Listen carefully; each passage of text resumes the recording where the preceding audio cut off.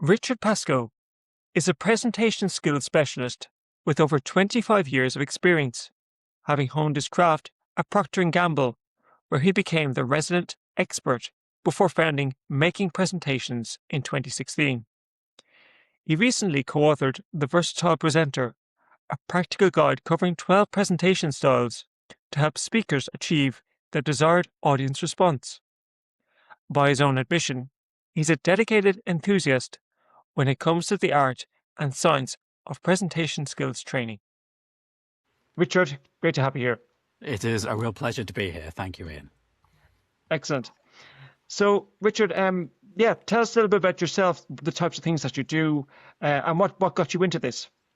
So the sort of stuff I do is mostly training courses online and in person, everything from 90 minutes to 2 or 3 days, mostly for business clients, people like Carlsberg, Procter& Gamble still, Mattel, people like that, is what we do. We do a little bit of coaching and consulting as well, but predominantly that's what we do. How I got into it.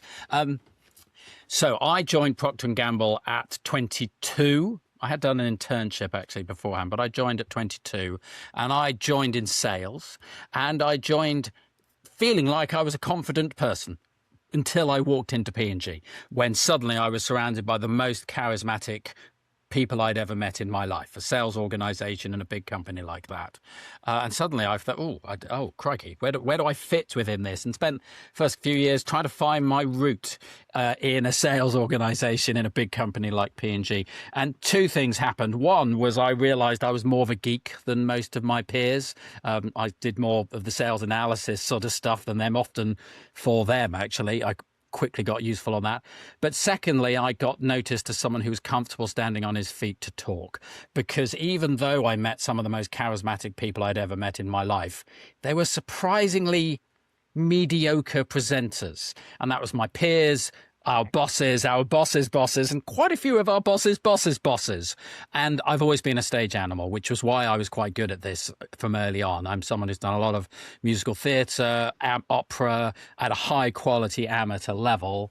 And I've even ended up marrying a professional opera singer. So I had this experience of standing in front of a group of people. I knew how to do it.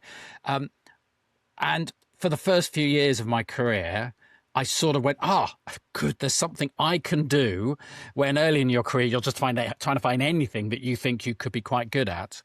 And I used to gently complain that the presentation skills weren't very good and we should have better training. So the key moment happened in about 2002. A guy called Jonathan Brown, who was responsible for sales training in the UK, took me to one side and went, Richard, you keep complaining about this. You clearly have passion for this. Do something. And he connected me with this excellent, fantastic external guy called Paul Jackson, who became my mentor in all things training. So that's the origin story. Early career, found something I was good at, and someone, bless him, took me to one side and went, you've got a passion, do it. So I wasn't paid to be a presentation skills expert for the rest of my P&G career, but it is what I became known as on the side, both in the UK, then Europe, and then globally. I was paid to be a sales analyst and a shopper expert and all sorts of different things. But on the side, I was doing advanced presentation skills training. So when I left nearly 10 years to the day now to set up Making Presentations, I did that because I had this passion, and I had 15 years of doing a lot of presentation skills training. That sounds very impressive. And you mentioned Paul Jackson. So Yes. I'd be interested in learning, what did you learn from him during this? So Paul is an expert in lots of things. He's an expert in improvisation, global expert in improvisation, global expert in change management, and an expert in accelerated learning, how to design training courses. And on the side, very good in presentation skills, which is where I connected him. What did I learn from him? Huge amount. He mentored me early on as an external outside of P&G, helping me understand his content and really starting to understand the fundamentals of how to be a really strong facilitator. All sorts of things. But, what do I remember? I remember early on, I was training a course with him, an advanced presentation skills course. And there were these exercises, actually were improvisational exercises. They're sort of improv games, which are exploring how to be open to spontaneous interactions with an audience in a presentation. And I stood up and I said, hey, look, let's play a game. And off we go, and we play these activities in a circle. We might talk about some of them later. But I remember afterwards, Paul took me to one side and just went, Richard, this is training. We don't play games. We run activities and exercises. So it's lots of little nuggets like that I learnt from Paul, which is his point being, games are great and having a playful atmosphere is great. This is a guy who's an expert in improvisation. He believes in games, but in a training environment, he believes in framing those games very carefully, because a game to a class is something to relax and connect with.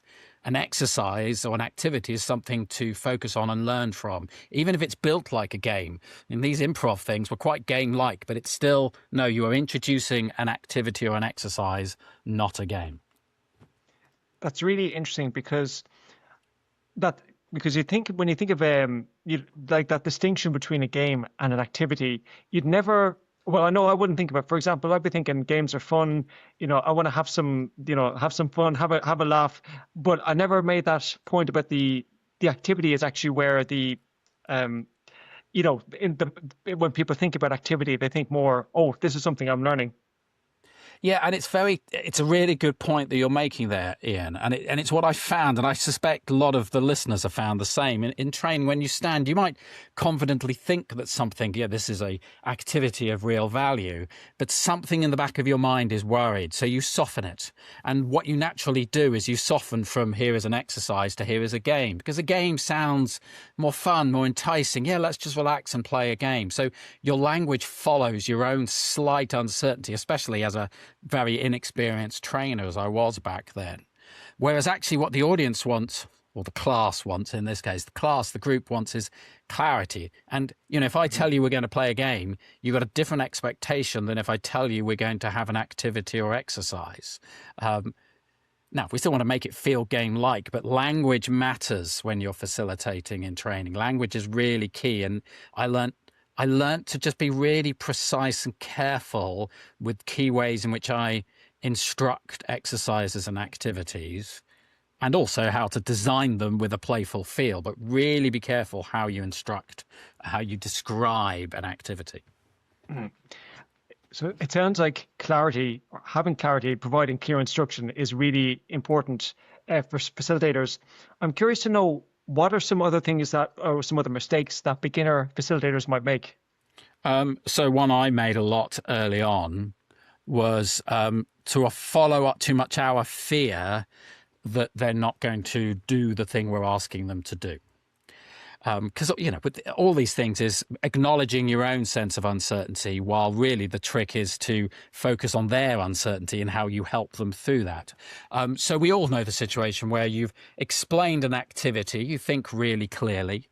And I don't know, it could be in a few minutes where you're all going to stand up and just do a short intro presentation on yourself, focusing on work life, home life, and some thoughts for the course. That's a classic little open activity.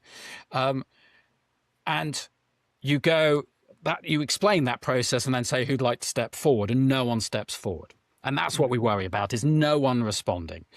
And our fear in our brain is, they don't want to do it. I've asked them to do something that they shouldn't want to do, they don't feel ready to do, they don't feel able to do.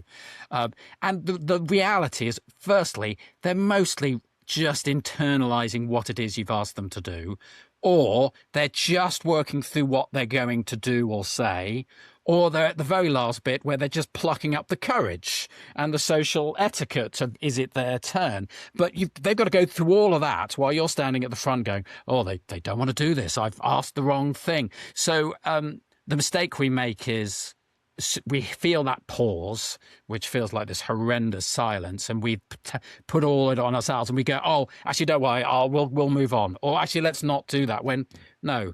Now, as an experienced facilitator, one of my favorite moments is just watching the class process what I've asked them, thinking what they might better do, plucking up the courage and the social etiquette to work out who's going to go next before they go. So the mistake we make is we underestimate how much time and how much internal pain we have to go through just allowing them the space. Someone will volunteer, someone will do what you're asking them to do, or someone will ask for clarification if they're not quite sure, but just give them time. Okay, because I was going to ask what, like in that situation or in a situation where someone, so you give them an instruction and no one's making a move, what do you do in that situation? So if I'm really sure step one is actually reaffirm the process, because sometimes you haven't been clear. Actually, they've not understood. I mean, a lot of the work I do is for international audiences where English is their second, third, or fourth language. So sometimes it is about clarity. So I'll reaffirm what the process is. And if it's a complicated one, I might even just get a verbal check that they understand the process. Secondly, what I might do is get off the stage, get out of the way, do something which signals to them I'm giving them time to think and contemplate. So they've got a time before stepping in.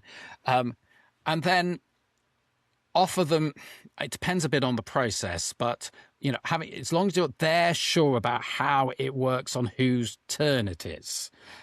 Often the final piece is in some ways, is there a particular order they're supposed to go in? Are they supposed to put their hand up? Are they supposed to just go? So it's something I learned from Paul. And there's all sorts of subtle reasons why, but Paul always had this phrase, when the mood takes you. So if it's a volunteer activity where, one by one, they're going to have a group of 10 people, one by one, they're going to come up and just briefly introduce themselves, following a presentation structure. The phrase is when the moment takes you, i.e., there's no defined order. You choose when you go.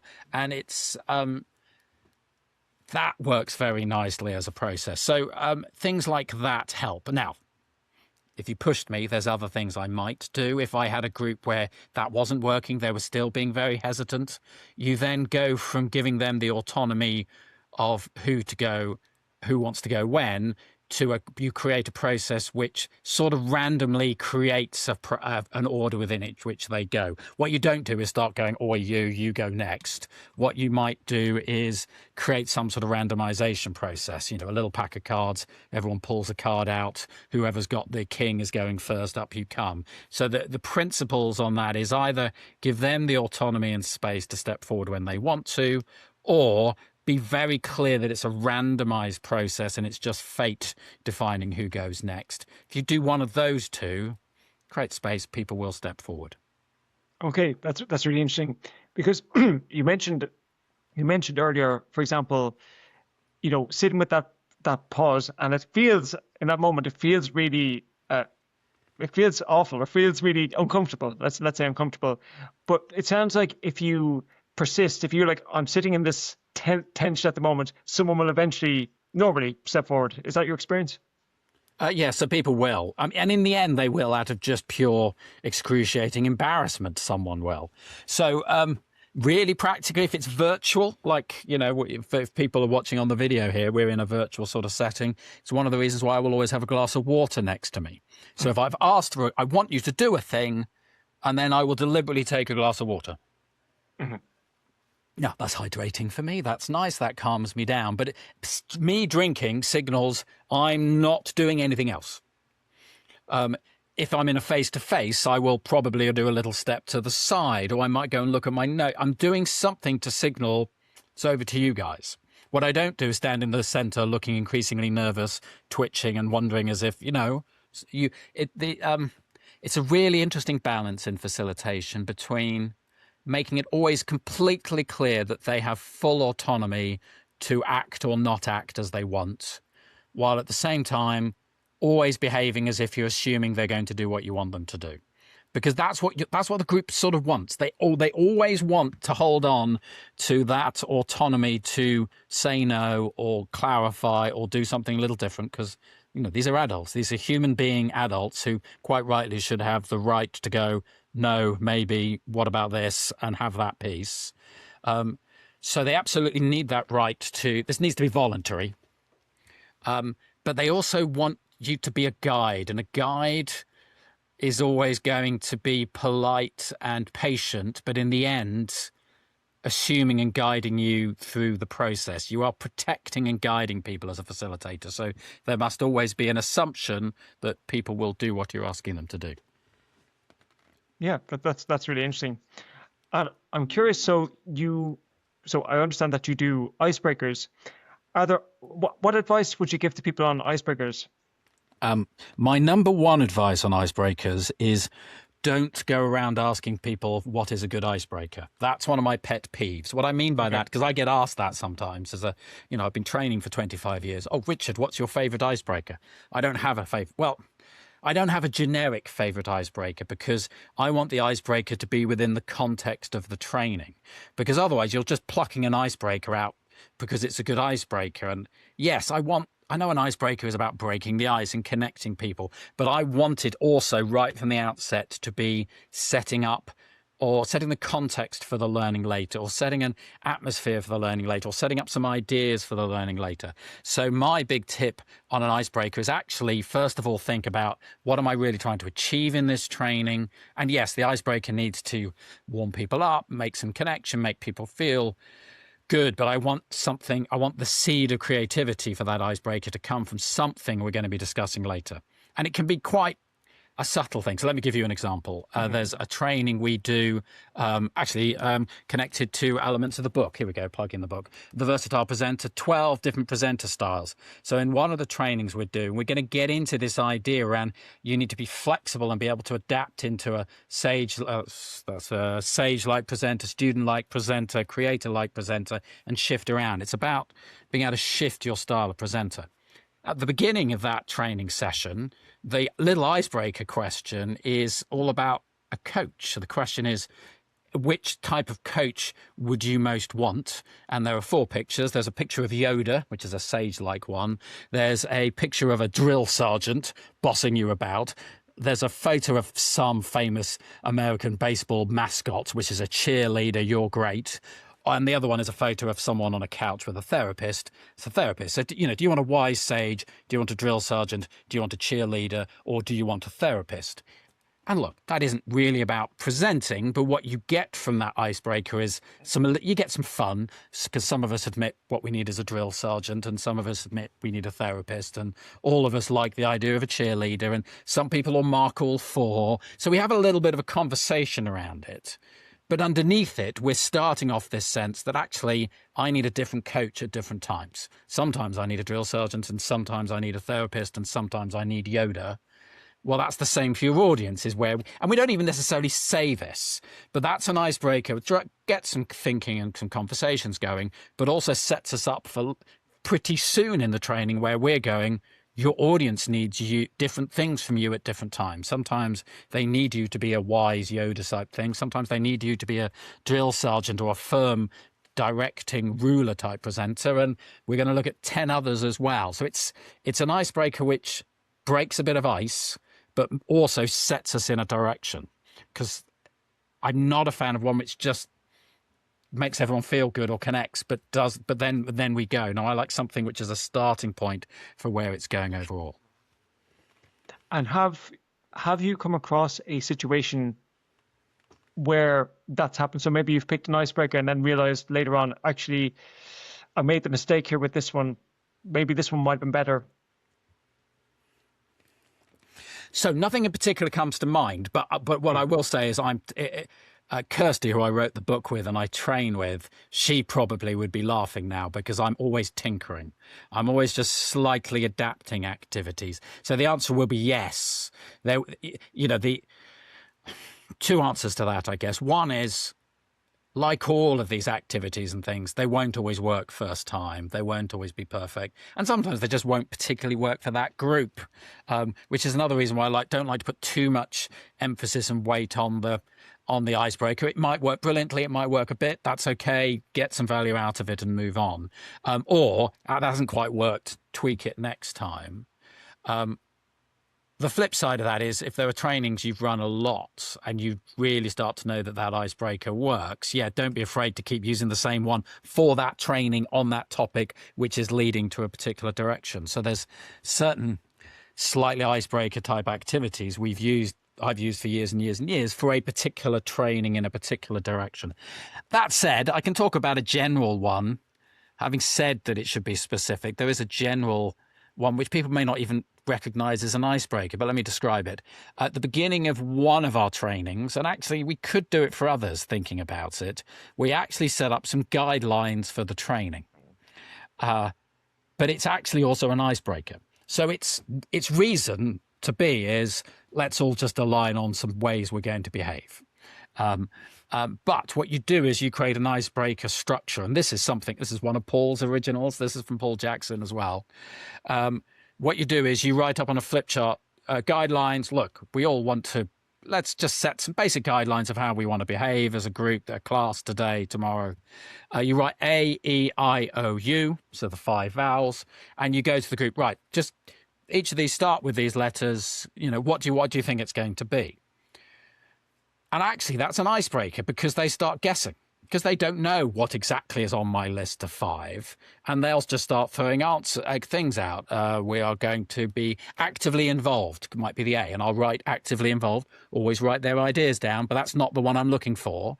I'm actually looking for ask questions is the one. So someone might say ask questions, in which case I'll write that down. But that's an icebreaker, getting them to guess, getting them to, really importantly, at the beginning of the training, get people used to being comfortable guessing and comfortable being wrong, and setting this environment where that's fine. And actually, to be honest, if they give me a really good answer for one of them, I might even decide that's the correct answer for the day. But it's getting people talking, it's getting people volunteering ideas, it's getting people to know that being incorrect is going to be accepted just as positively as being correct in this case.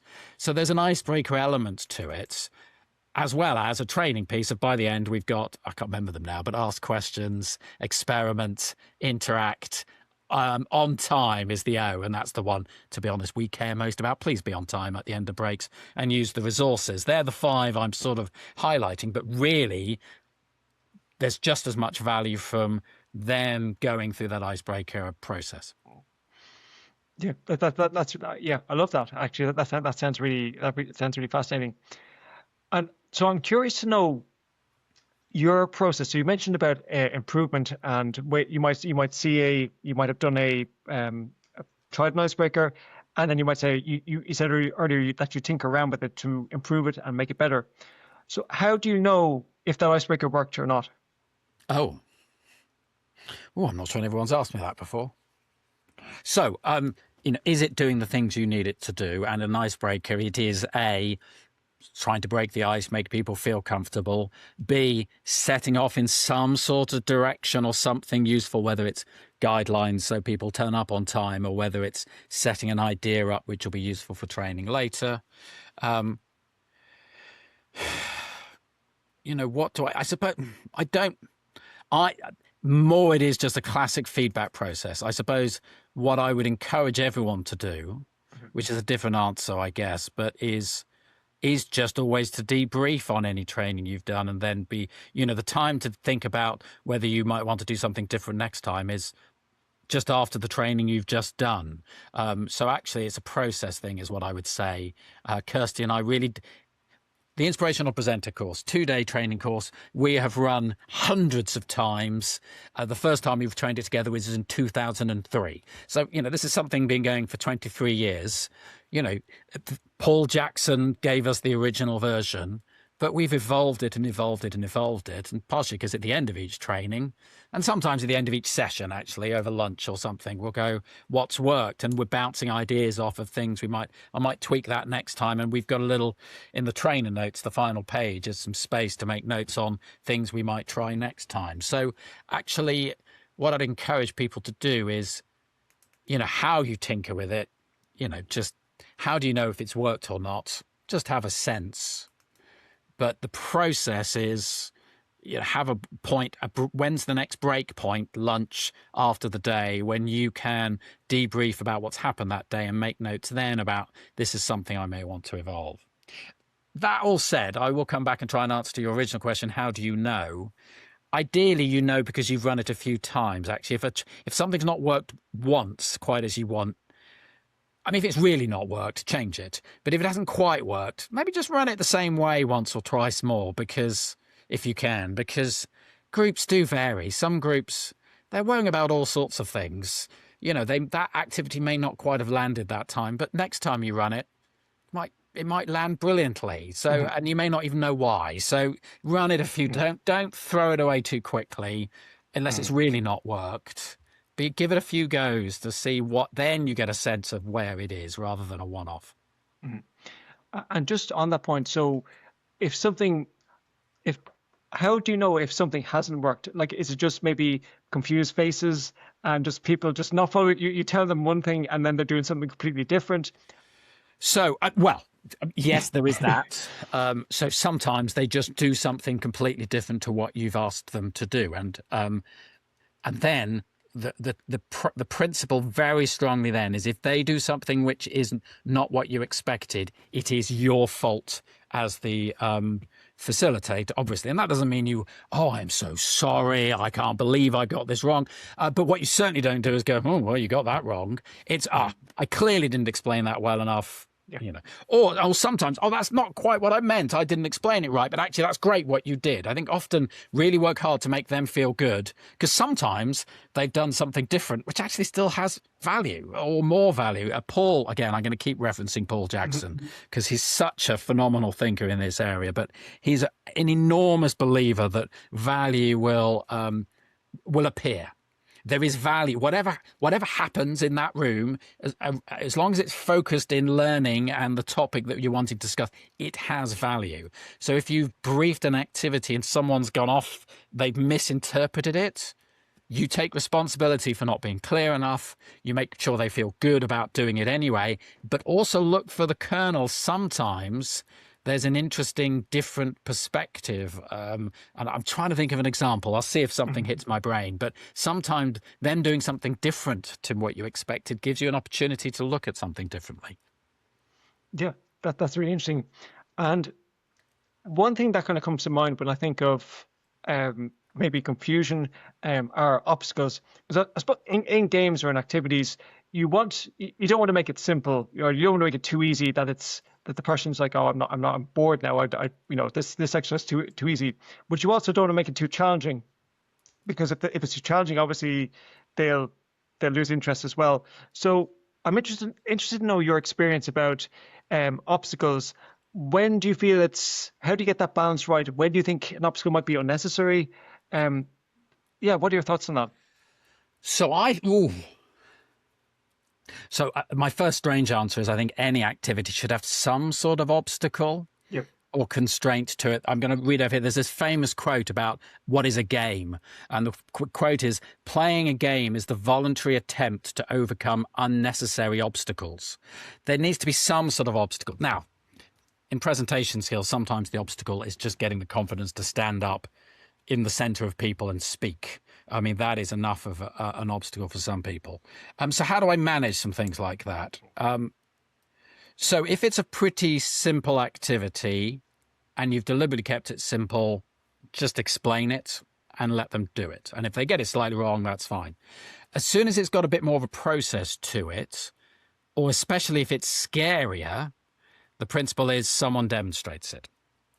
So I'm normally training in a pair, normally myself and Kirsty. So it might be a classic connection activity at the beginning. Little game is just an intro. It's sort of a ball throw. You throw the ball. When the ball's in your hand, give us your name and something you're looking forward to this week is a standard, little connect activity. Now, actually, that one is simple, but it's at the beginning of the day. So I will explain the process. I will pass the ball to Kirsty and Kirsty will demonstrate. So they have this nice, clear demonstration. That's really good to do. But if it's getting more scary or more complicated, we definitely have a demonstration. You might even demonstrate more than once.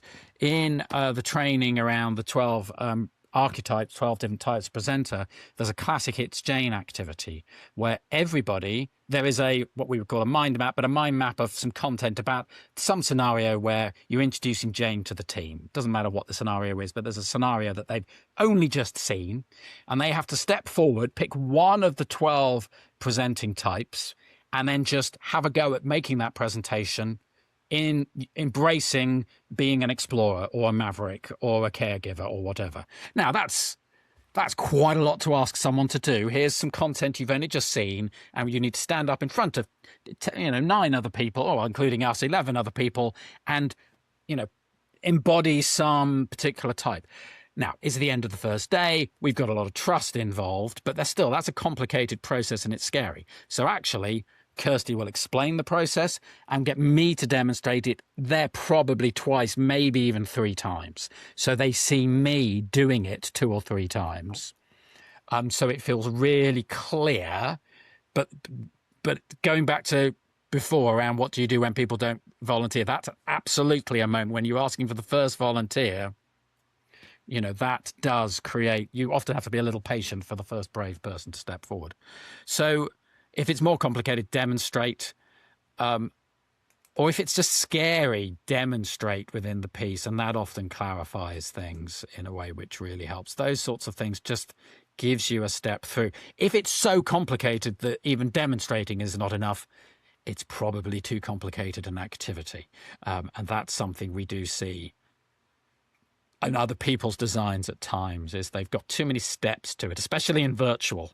I'm about to put you into breakout groups. Here's the 5-step process I'd like you to do. No, they're going to get lost in that. Give them a 2-step process, pull them back, do another 1 or 2, break it up. If it's too complicated for them to get after you've explained it and demonstrated it once, it's too complicated. Simplify it down. And on that point, because I think it links into what we said at the start. So for improvisation or improv, it's about making people feel comfortable with making mistakes as well. Yes. Would you deliberately, like if you're doing a demonstration, would you deliberately make mistakes to make people realize, actually, I can relax now. I can let my, Richard made a mistake, so it's fine to make mistakes. That is a brilliant question. Because the intent is perfect. I'm still going to say no, we wouldn't deliberately do it. Because actually that becomes false. So no, I'm not going to, in that introducing Jane, here's a short presentation. I'm now demonstrating as a magician, and I won't deliberately do it badly. But if it does go badly, I'm going to embrace that. Because it really helps. If there are process, there's a principle in improv, and the language of it varies, but all games are disposable. And you can even see anybody on the video can see me. I'm doing an action as if I'm throwing something over my shoulder, because that's what I saw Paul Jackson do all those years ago. It's disposable. Just get rid of that. Get rid of it. And going back to your question, if I do something wrong when I'm demonstrating, or something silly or something accidental, it's actually a fantastic moment, because I will then be comfortable in my own mistake, reset and just go again. So I don't deliberately do it because I think that's risky and it's false and you're setting yourself up in the wrong way. But we challenge ourselves enough that when something that sometimes does go wrong, and as soon as it does, it's a good thing, we embrace that mistake, because that signals all sorts of useful things to them, that we're all learning, we're all stretching, we're all comfortable when things go slightly wrong. So yeah, don't do it deliberately, but love it when it happens accidentally and really take advantage of it. Amazing.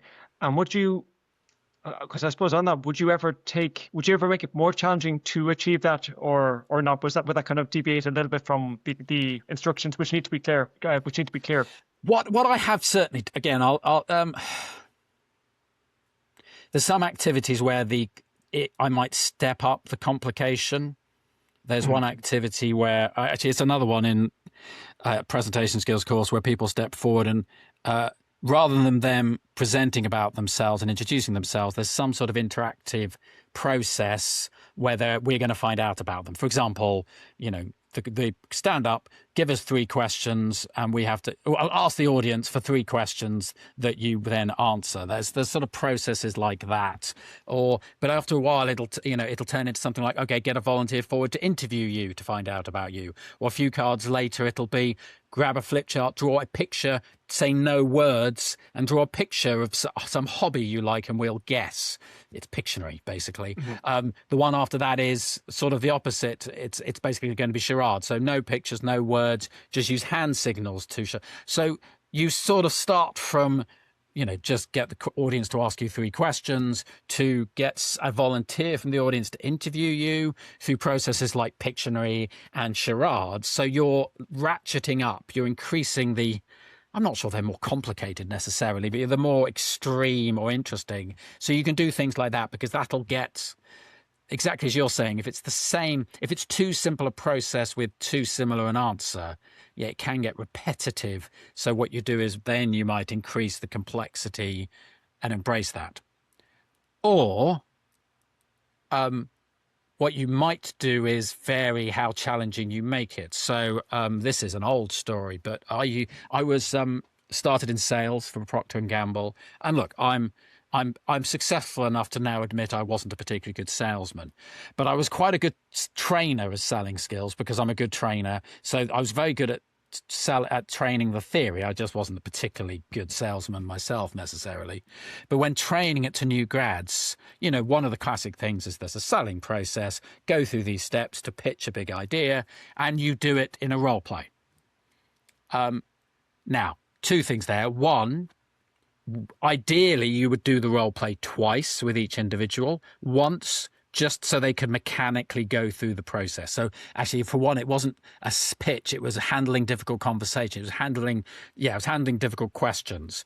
So the first time you get people to run them through it, you really are just getting them to mechanically practice the process of active listening, which is what's in, and really trying to ascertain what's really most important. They're trying to get all the concerns and questions out, trying to prioritize which ones are most important, and trying to decide what, that's what the process is. So the first time you just get them to do that in this scenario. And then the second time you be a little bit more like the real world. You're not going to make their life not quite so easy. And I do remember that. I remember there was one young lady who was great in many ways, but she was finding this difficult. The first time I'm doing the role play with her, just the process. The second time I ask her 1 or 2 slightly tricky things, but basically it's not too bad. Then we get a young, confident guy who was great and actually had the process down very quickly. You still do it once as a role play, just making sure he's following the process.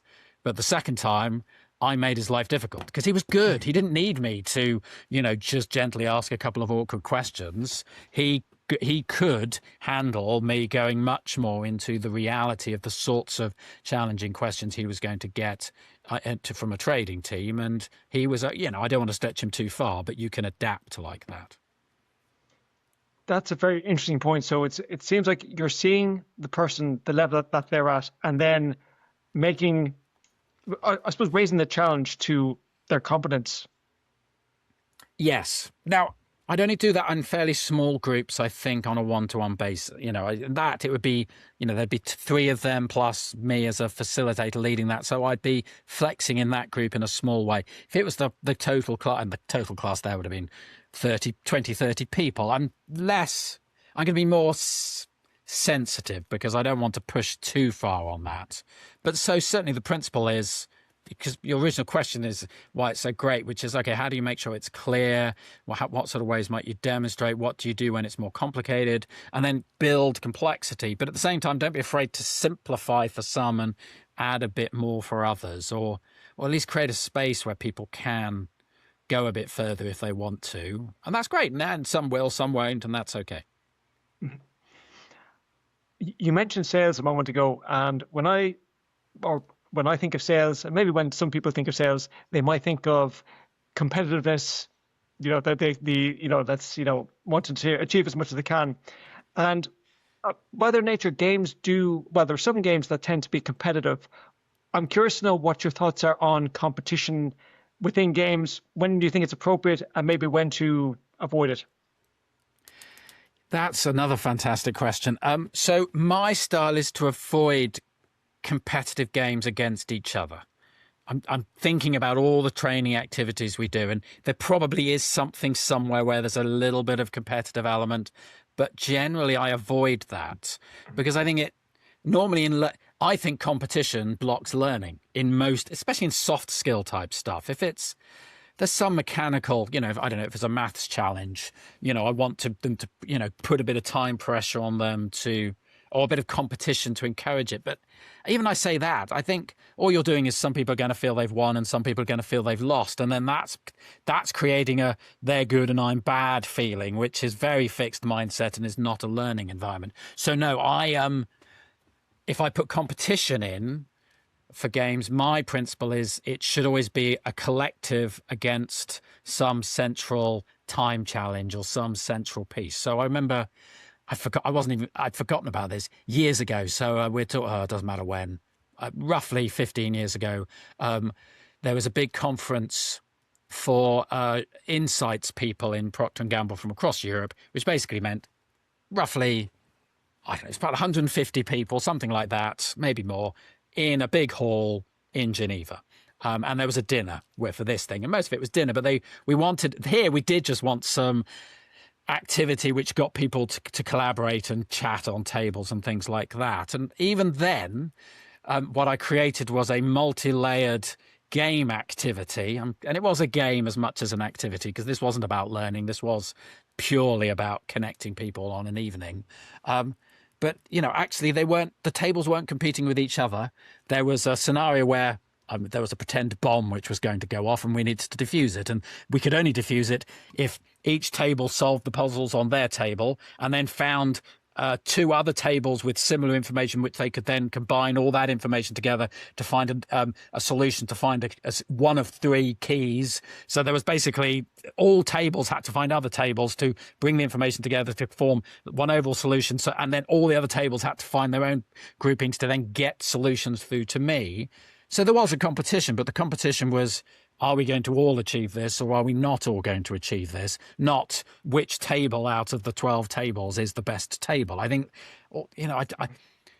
even in a sales organization, I think, because I hear this, they're salespeople, or we better add some competition. I mean, you can, but I think they're going to focus on the competition and not on the learning. And we all know we learn just as much from mistakes as from getting things right. So why create an environment where everyone's just focused on getting it right? Doesn't matter what's learnt. No, I want to create an environment where there isn't that sort of competition. That said, what I will often do when I want to create energy is I will create a time constraint. There's one of the classic ways we'll finish training is a poster activity. Let's say it's a class of 10. There are 3 flip charts, each with some coloured pens. In small groups, go to a flip chart, and I'm going to give you 2.5 minutes to create a poster of everything you can remember from the training course. It's a volume activity, and you put on some lively music, and you give them time signals. You've had a minute gone, keep going. You've only got a minute left. You've got 30 seconds left. Final 10 seconds, because I want them to act quickly, and I want a sense of forward motion. And there, I'm just wanting them to get remember lots of things and get it down.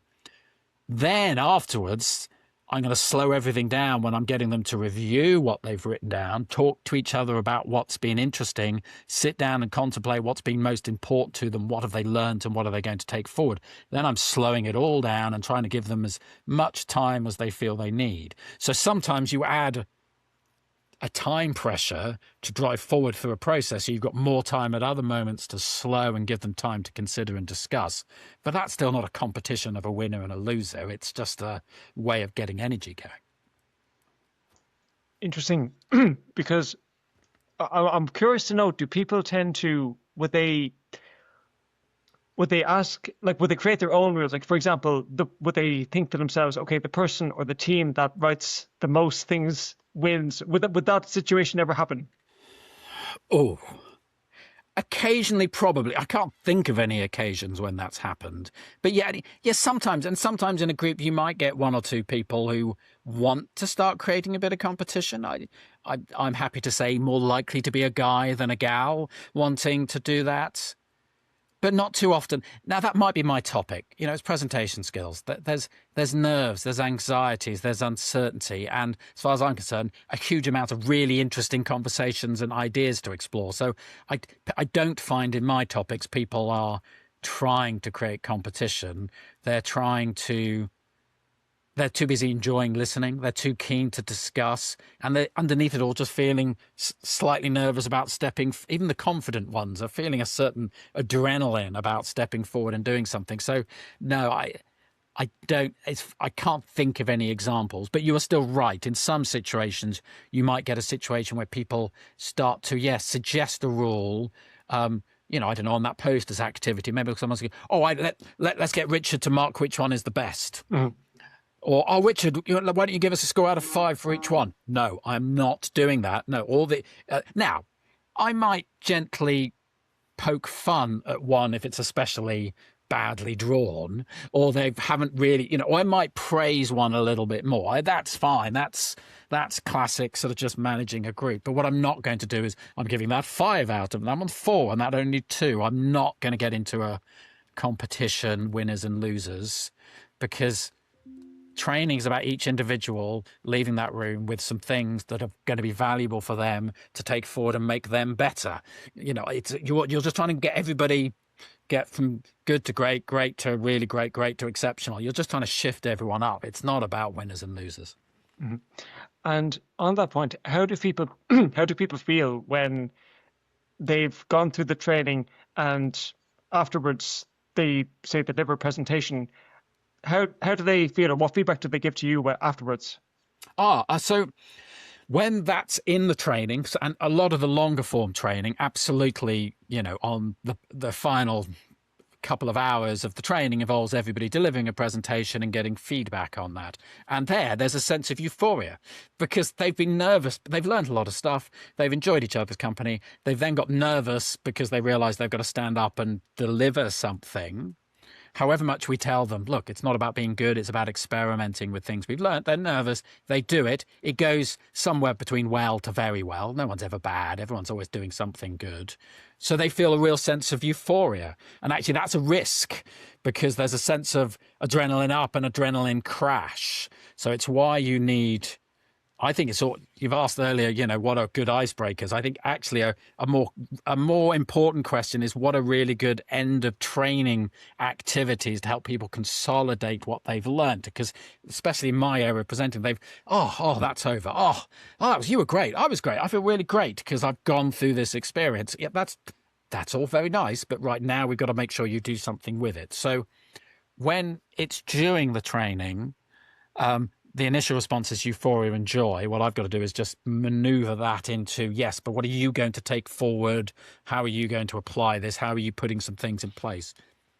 When it happens post the training, that's actually one of the things I worry the most about is some of our training is shorter form, 90 minutes, 2 hours, where we're sharing ideas. We do one on storytelling, 2.5 hours normally on, storytelling principles and storytelling ingredients. We haven't got time to go through each person to tell us a story and give feedback. We're sharing all the ideas, giving activities and little exploration moments in pairs and things. But broadly, we've then just got to send them off. And then setting them enough clarity. So then sometimes you get sort of no feedback sometimes. I mean, that's part of the life of a trainer is sometimes you get a lot of feedback, emails, this was great, fantastic, thank you so much. Or some clients will send you the literal feedback form, which is normally a little bit more honest, but still, this was great, but here are the 3 things I wish were better. But sometimes you get nothing. Your role as a facilitator is you've done what you can in that time. You've absolutely given them an experience and given them an opportunity to decide what they're going to take forward. But then they go and you just, it's a bit like parenthood at that point. At some point, you just got to set them free and you hope they give you a call once in a while to tell you they're doing well. But, sometimes they're too busy. These are busy people, busy doing it. So sometimes you just have to trust that they're doing the things they said they would do. Amazing. So we're coming to the end of the podcast. I found it very fascinating, Richard. I think so much knowledge there. so many things I've learned. I'm curious to know so say there's someone who's looking to get into the role of a facilitator, looking to do the work that you do. What advice would you give them? That's a very good question. So if it's I'm going to contradict myself a little bit here. So on the one side, ideally get interested in a particular topic. I mean, some people just are very good facilitators, and actually, I suppose let's do it this way. Make a choice on that. Are you someone where you're going to be a facilitator on a very particular topic and get really interested in that topic? I'm a geek in presentation skills. I do this because I'm fascinated by that challenge. Or are you actually someone, and I must admit some people are like this, where no, they're ambivalent, they don't mind what the topic is. It's about the skill of facilitating. So decide which one of those two you're going to be, I guess. But then the answer to both is get good at facilitating. Focus on the facilitating in the room. Because I've known people who get very fascinated in a topic and they get into a training environment, and this is still risk for me today, is they step into a room and they stand there and explain all the things they know about the topic because they're fascinated in the topic. This is an interesting topic, and I know a lot about this topic, and I've spent the last few days, months, years, decades researching this topic. Sit there while I tell you stuff about this topic. But that's not facilitating, that's lecturing. That's a different thing. So even if you are fascinated in a particular topic, focus on the facilitating. You're in that room. Focus on doing less. So, for example, the tip I give new trainers in my long form training courses is, I need you to learn, explore the content, but actually what I need you to focus on is the process. Because I know from my own experience and experience watching other trainers, what happens is you walk into that room and you think you know the process, the order and the design of the training activities, but what you're obsessed and focused on is the content, exact definitions of all the terms and ideas and explaining this model well. And actually, I care much more about them following the process than getting all the content right. Because if they explain all the content right, but the processes aren't there, people don't learn very much. I mean, they sit there, they're interested, they're entertained. Oh, doesn't that person know lots of things? But they don't really learn very much.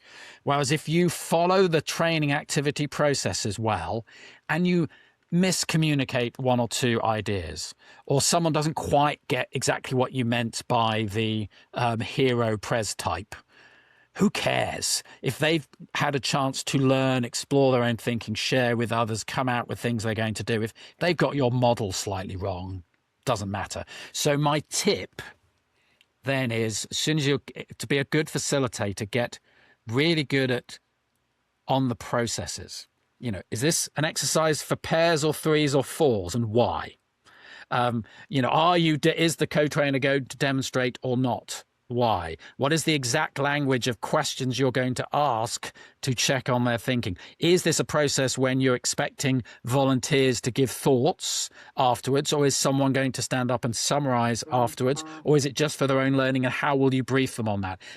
When I work with great facilitators, they're the questions they ask me. That content I've got quickly, Richard, that's fine. But they ask me all these very precise questions on the process. So as a newer facilitator, you've got to learn some content. But actually the bit to get surgical on really is, what is the activity process, in what order, why, and how am I explaining that? And the content matters far less. Excellent. That's really a wealth of knowledge that you provided, Richard, to our listeners today and our viewers. Richard, before we go, where can people find out more about you, and maybe you could provide some details about your book as well? So the website is makingpresentations.co.uk. Though, to be honest, if you search Richard Pascoe and presentations in LinkedIn, I'm sure you'll find it. There's information about the book on the website, but the book is The Versatile Presenter, Master 12 Styles to Get the Response You Need. What is this? It's a book which fills a hole. When I've read so many books on presentation skills, and no one seemed to really explore how to be a more versatile presenter, how to choose a type of presenter to be in different situations. Sometimes you need to be a sage, but sometimes you need to be a student. And how do you choose that? That's what that book is, available in all good Amazon stores. Excellent, Richard. Thank you very much. Thank you, Ian.